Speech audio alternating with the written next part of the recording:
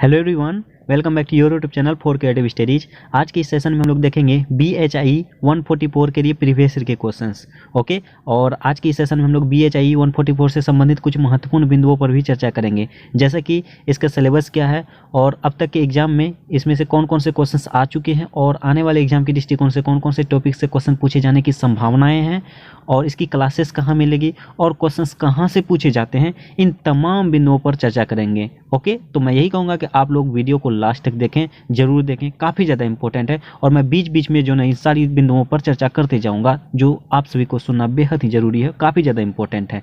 ठीक है, तो सबसे पहले इस सब्जेक्ट का नाम हम लोग देख लेते हैं। सब इस सब्जेक्ट का नाम है आपका भारत में इतिहास लेखन की परंपराएं। भारत में इतिहास लेखन की परंपराएं, ये जो टोटल 100 मार्क्स में पूछे जाएंगे और 3 घंटे का समय दिया जाएगा। ठीक है, और जो है हर सेशन की तरह इस सेशन में भी मैं बताना उचित समझूंगा, क्योंकि ये बेहद ज़रूरी है सभी के लिए जानना और याद रखना। ठीक है, करते क्या कि कुछ ना कुछ स्टूडेंट मिस्टेक करके ही आते हैं, तो आपको नहीं करना है।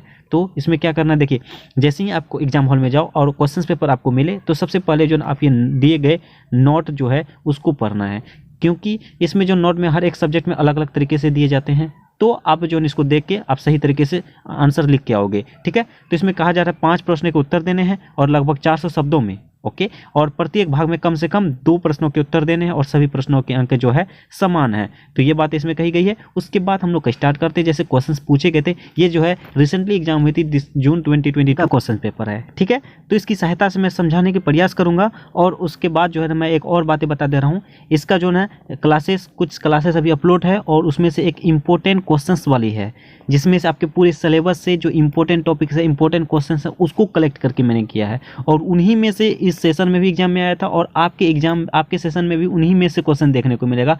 मैं ये बोलूँगा कि आप सभी उस सेशन को जरूर देखना। इसका एक प्लेलिस्ट बना दिया गया है BHIE 144 के नेम से।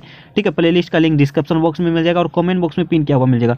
और इसकी क्लासेस बहुत ही जल्द स्टार्ट होने वाले हैं, यूनिट वाइज, चैप्टर वाइज। ठीक है, जो इंपॉर्टेंट टॉपिक्स रहेगा उसको एक्सप्लेन करेंगे, काफ़ी ज़्यादा हेल्पफुल होगी। ओके, तो आप लोग सभी हमारे साथ जुड़े रहिए।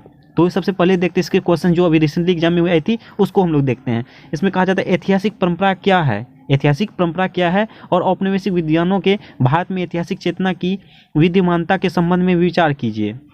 उसके बाद महाभारत तथा रामायण के विशेष संदर्भ में महाकाव्य परंपरा के महत्व को रेखांकित कीजिए और संगम काव्य के द्वारा किस प्रकार की ऐतिहासिक चेतना प्रदर्शित होती है।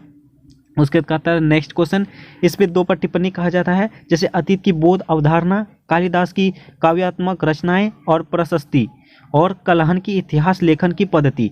ओके, ये फर्स्ट भाग हुआ। इसमें से किन्हीं कम से कम 2 को बनाने हैं। अगर आपको 3 आती है तो इसमें 3 बना सकते हैं और नेक्स्ट वाला में 2 ही बनाना है। अगर इसमें 2 ही आ रहे हैं तो 2 बनाना है, नेक्स्ट में 3 बनाना है, इस तरह से बनाने हैं।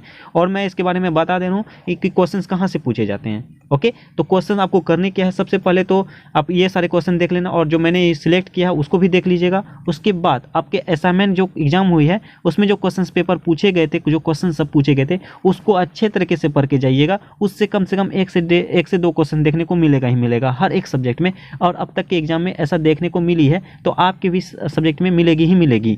तो असाइनमेंट के क्वेश्चन को आप इग्नोर कभी भी मत करना। ओके, चलो यहाँ तक की बातें हुई। और नेक्स्ट क्वेश्चन कहा जाता है भक्ति संत चरित ग्रंथों पर एक टिप्पणी लिखिए, तीर्थ वंशावली परंपराओं की चर्चा कीजिए, जेम्स मिल के विशेष संदर्भ में औपनिवेशिक इतिहास लेखन के प्रमुख दृष्टिकोणों को का आलोचनात्मक परीक्षण कीजिए।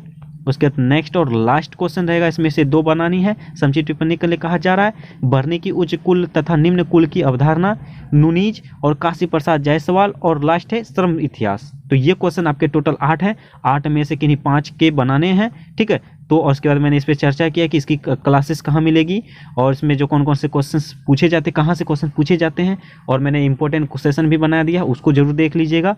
तो आपका इस एग्जाम जो बेस्ट जाएगा ही, 100% मैं बोल सकता हूँ, 100%। ठीक है, तो आपका अच्छी जाएगा।